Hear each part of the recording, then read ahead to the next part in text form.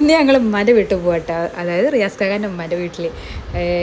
ശരിക്കും പറഞ്ഞ സന്തോഷം കാണുമ്പോൾ നമ്മൾ ഉമ്മാരുടെ വീട്ടിലേക്ക് നമ്മൾ ചെറുപ്പത്തിൽ പോകില്ലേ, ആ ഒരു സന്തോഷം കേട്ടോ ഉമ്മാൻ്റെ വീട്ടിൽ പോകുകയെന്ന് പറയുമ്പോൾ. അങ്ങനെ ഓട്ടോ വന്ന് ഞാനും മക്കളും ഇളച്ചിയും കുട്ടിയൊക്കെ ഉണ്ട് കേട്ടോ. ഉമ്മാൻ്റെ വീട്ടിൽ നേർച്ചയാണ്, കടകശ്ശേരി നേർച്ച. ആ നേർച്ച ആകുമ്പോൾ ഞങ്ങൾ 2 ദിവസം മുമ്പ് അങ്ങോട്ട് പോണതാണ്. ഇപ്രാവശ്യം ഞങ്ങൾ തലേ ദിവസമാണ് പോയത്. എല്ലാ പ്രാവശ്യവും ഞങ്ങൾ പോകുമ്പോൾ ഞങ്ങൾ കൂടെ അമ്മയും കൂടെ ഉണ്ടാവും. ഉമ്മ ഇല്ലാത്ത കുറവ് നല്ലോണം ഉണ്ട് കേട്ടോ. കഴിഞ്ഞ പ്രാവശ്യം ഉമ്മാക്ക് സർജറി കഴിഞ്ഞിരിക്കുന്ന സമയത്തായതുകൊണ്ട് ആ സമയത്തായതുകൊണ്ട് ഉമ്മാക്ക് വരാൻ പറ്റിയിട്ടുണ്ടായിരുന്നില്ല. എല്ലാത്തുമ്പോൾ ഉമ്മ നേരത്തെ പോകുന്നിട്ട് പിന്നെയാണ് ഞങ്ങൾ പോക്ക്. അങ്ങനെ ഞങ്ങളെ കാത്തിട്ട് മാമിയും മക്കളും തിരൂരിന്ന് വന്നിട്ട് ഞങ്ങൾ വെയിറ്റ് ചെയ്യുന്നുണ്ടായിരുന്നു കേട്ടോ. അങ്ങനെ ഞങ്ങൾ ഒരുമിച്ച് പിന്നെ അവിടുന്ന് അങ്ങോട്ട് ബസ്സിലാണ് പോയത്. ശരിക്കും എൻ്റെ ഉമ്മാൻ്റെ വീട്ടിൽ പോകണ, നമ്മൾ ചെറുപ്പത്തിൽ നമ്മളമ്മമാരുടെ വീട്ടിൽ പോകുമ്പോൾ നമുക്കൊരു ഭയങ്കര കിടല്ല. അതേപോലെ ഉമ്മാൻ്റെ വീട്ടിൽ പോകുമ്പോൾ അവിടെ ചെറിയ ഉമ്മാൻ്റെ ആങ്ങളാരും അനിയത്തിയോളും ഒക്കെ എല്ലാവരും നല്ലൊരു ബോണ്ടാണ്. അമ്മായിമാരും ഒക്കെ എല്ലാവരും അങ്ങനെ തന്നെ കേട്ടോ. എന്താ വരാത്ത ചോദിച്ചിട്ടുണ്ട് എപ്പോഴും. ഞങ്ങൾക്ക് ടൈം കിട്ടാത്തൊരു കുറവേ ഉള്ളൂ. ഉമ്മ ഉണ്ടാവുന്ന സമയത്ത് ഉമ്മ പോകാൻ പറയുമ്പോൾ ഉമ്മാൻ്റെ മുമ്പിൽ ചാടി കയറി ഞങ്ങൾ അവിടെ എത്തിയിട്ടുണ്ടാവും. ആദ്യമൊക്കെ ഞങ്ങൾ ചെല്ലുമ്പോൾ അവിടെ നമ്മളെ സ്വീകരിക്കാനായിട്ട് ഉമ്മർത്ത് കസാലയിൽ ഇങ്ങനെ കാത്തിരിക്കുന്നുണ്ടാവും വല്യമ്മ കേട്ടോ. അപ്പോൾ വല്യമ്മ മരിച്ചിട്ട് കുറേ ആയി. വല്യമ്മ ഉള്ള സമയത്ത് ഇതിലും അടിപൊളിയായിരുന്നു.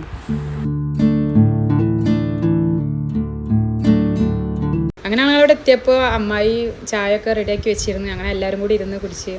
ചെറിയ മാമൻ്റെ വീടാണ് കേട്ടോ. ചെറിയ മാമനാണ് തറവാട്ടിലുള്ളത്. അങ്ങനെ അന്ന് പിന്നെ രാത്രിയൊക്കെ ആയപ്പോൾ അന്ന് നേരത്തെ സ്ഥലത്തു നിന്ന് അവിടുന്ന് കിട്ടിയ നെയ്ച്ചോറുണ്ടായിരുന്നു കേട്ടോ. ബീഫ് പിന്നെ അവിടെ വീട്ടിലുണ്ടാക്കിയതാണ്. പിന്നെ അമ്മായി നല്ല അടിപൊളി ചമ്മന്തിയൊക്കെ അരച്ച് വെച്ചിരുന്നു വേറെ മാമൻ്റെ ഭാര്യ കേട്ടോ. അങ്ങനെ എല്ലാവരും കൂടി ഇരുന്ന് ഫുഡ് കഴിച്ച്, സാദാ ചോറ് കഴിക്കണ ഒരു സാദാ ചോറ് കഴിച്ച്, അങ്ങനെ എല്ലാവരും കൂടെ കൂടിയ ഒരു പ്രത്യേക ഫീലാണ്. പ്രത്യേകിച്ച് കസിൻസൊക്കെ എല്ലാവരും കൂടെ കൂടിയിട്ടുണ്ടെങ്കിൽ പറയണ്ടല്ലോ. ഇവർ രണ്ടാളിലോടത്ത് പിന്നെ ഞങ്ങൾ എന്തായാലും ഉണ്ടാവും കേട്ടോ, ഞങ്ങളില്ലാതിരിക്കില്ല. അങ്ങനെ എല്ലാവരും കൂടി ഇരുന്നിട്ട് ഫുഡൊക്കെ കഴിച്ച് കുറേ നേരം സംസാരിച്ച്, മക്കളെ കൂടെ കുറേ നേരിട്ട് കളിച്ച്, പിന്നെ മാമ പാട്ടൊക്കെ വെച്ച് മക്കളൊക്കെ ഒന്ന് കൂടെ ഇരുന്ന് കുറേ നേരമൊക്കെ ഒന്ന് കളിച്ച് സന്തോഷിപ്പിച്ചിട്ടൊക്കെ അങ്ങനെ എല്ലാവരും കുറേ നേരം സംസാരിച്ച് കുറേ ലേറ്റായിട്ടായിട്ട് കിടന്നത്. സമയം 1 മണി 2 മണിയൊക്കെ ഞങ്ങൾ ഉറങ്ങിയപ്പോൾ തന്നെ.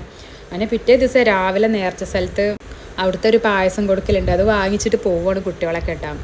ഉമ്മാൻ്റെ വീടിൻ്റെ തൊട്ടടുത്ത് തന്നെയാണ് ഈ അവിടുത്തെ നേർച്ചയാണ്. പ്രത്യേകിച്ച് നേർച്ച എന്നുള്ളതിലുപരി അവിടെ എല്ലാവരും കൂടെ തറവാട്ടിൽ കൂടുന്ന ആ ഒരു ദിവസമാണ്. വർഷത്തിലൊരിക്കൽ എല്ലാവരും വരും. ഇപ്രാവശ്യം അങ്ങനെ അധികാരം വന്നിട്ടില്ല. പിന്നെ വൈകുന്നേരം ആകുമ്പോഴത്തേനും ഒരു വിധമുള്ളവരൊക്കെ എത്തും. അങ്ങനെ മക്കൾ അവിടുത്തെ പായസമൊക്കെ മേടിച്ച് കൊടുന്ന്, നല്ല ചൂടുണ്ട്. അങ്ങനെ അതൊക്കെ വാങ്ങിച്ച് കൊടുന്ന് എല്ലാവരും അതൊക്കെ കുടിച്ച്. ഒരു അരിയുടെ ഒരു പായസമാണ്. എല്ലാ മക്കളെടുത്ത് ഓരോ പാത്രം കൊടുത്തയച്ചിട്ട് കൊണ്ടിരിക്കുക. മേമക്ക് ഭയങ്കര ഇഷ്ടമാണത്.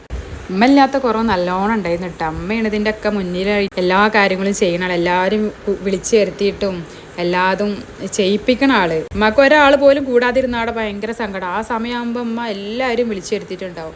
പക്ഷെ ഉമ്മാൻ്റെ കുറവ് നല്ലോണം ഉണ്ടായിരുന്നു. അങ്ങനെ മേമ പറഞ്ഞ ഈ പായസത്തിനെ കുറിച്ചിട്ട് ഞാൻ അതിനെ കുറിച്ചിട്ട് വോയിസ് കൊടുത്തിട്ട് അതിനെക്കുറിച്ചിട്ട് അതിൻ്റെ ടേസ്റ്റും കാര്യങ്ങളൊക്കെ ഞാൻ വിവരിക്കാമെന്നൊക്കെ പറഞ്ഞു.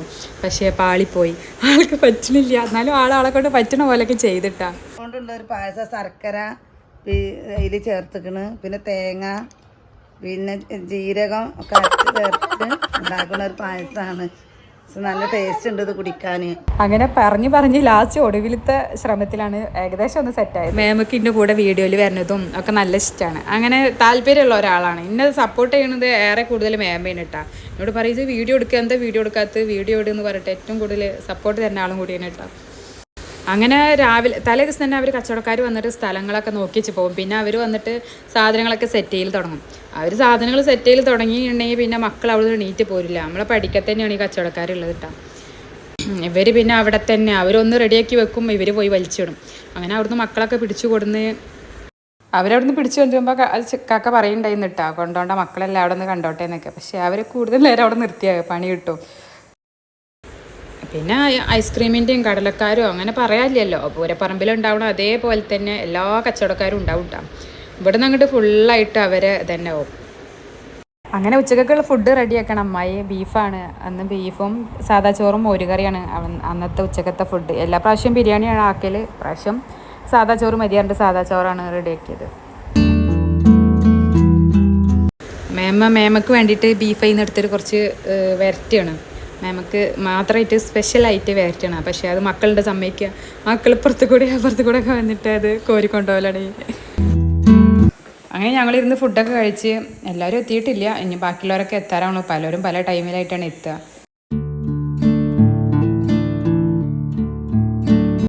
അങ്ങനെ ഞങ്ങളെല്ലാവരും കൂടി ഇരുന്ന് ഫുഡൊക്കെ കഴിച്ച് കുറേ നേരം ഇന്ന് സംസാരിച്ച് അങ്ങനെ ഇതാ ഏകദേശം ഫസ്റ്റ് വരവ് വരാൻ തുടങ്ങിയിട്ടാണ്. മക്കളെ നോക്കി നിൽക്കുകയാണ്. അങ്ങനെ ഫസ്റ്റ് കൊടിയേറ്റം പറയും, അതാണ് ഫസ്റ്റ് പോവുക. അത് കഴിഞ്ഞിട്ടാണ് പിന്നെ അതിൻ്റെ ബാക്കിലാണ് ബാക്കിയുള്ള വരവുകളൊക്കെ വരിക. അത് നോക്കിയിരിക്കുകയാണ് നമ്മളെ ജാനൊക്കെ.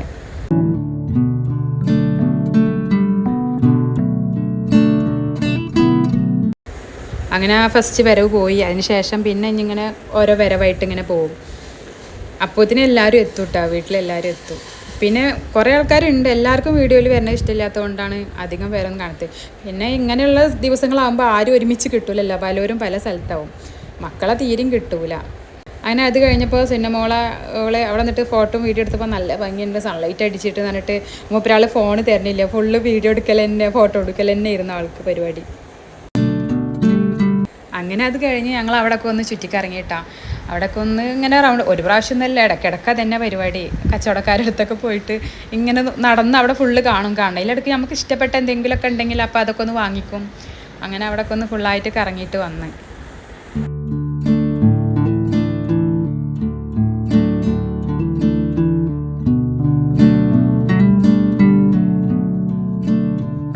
അതിലിടക്ക് മക്കൾക്ക് തോക്ക് വേണമെന്ന് പറഞ്ഞിട്ട് ആ തോക്ക് വാങ്ങിച്ച് ഞാൻ ഷസമോൾക്ക്, അവൾക്ക് ബാർബി വേണം പറഞ്ഞിട്ട് അവൾ പിന്നെ എവിടെ കണ്ടാലും ബാർബി മതി അവൾക്ക്. ആ ബാർബിനെ വാങ്ങിച്ച് അങ്ങനെയൊക്കെ അവിടെയൊക്കെ ഫുള്ള് ഒന്ന് കറങ്ങിക്കാണ്ട് ഞങ്ങൾ വീട്ടിൽ തന്നെ പോകുന്നു.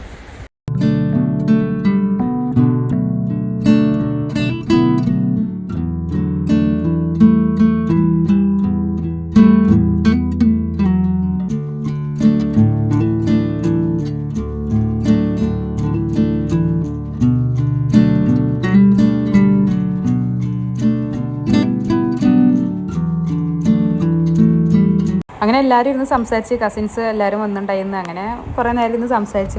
ശരിക്കും പറഞ്ഞാൽ മിസ് ചെയ്യുന്നിട്ടാ. എല്ലാവരും കൂടെ ഇങ്ങനെ എന്തെങ്കിലും ഫംഗ്ഷൻ ഉണ്ടാകുമ്പോഴാണ് ഒരുമിച്ച് കൂടുതലുള്ളൂ. അല്ലെങ്കിൽ 1, 2, 3 ഫാമിലി അങ്ങനെ ഒരുമിച്ച് കൂടുതലുള്ളൂ. ഒന്നൊക്കെ കല്യാണം അല്ലെങ്കിൽ ഇങ്ങനെ എന്തെങ്കിലുമൊക്കെ പരിപാടികൾ വരണം. വലിയമ്മക്ക് 10 മക്കളാണ്. അവരെ ഭാര്യമാരും പേരക്കുട്ടികളും മക്കളെ കുട്ടികളും അങ്ങനെ എല്ലാവരും കൂടെ കൂടുമ്പോൾ ഒരു പ്രത്യേക രസമാണ്.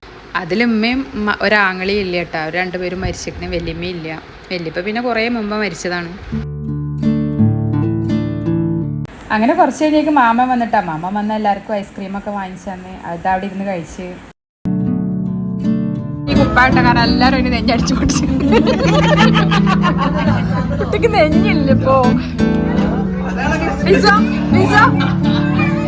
എത്തിച്ചാ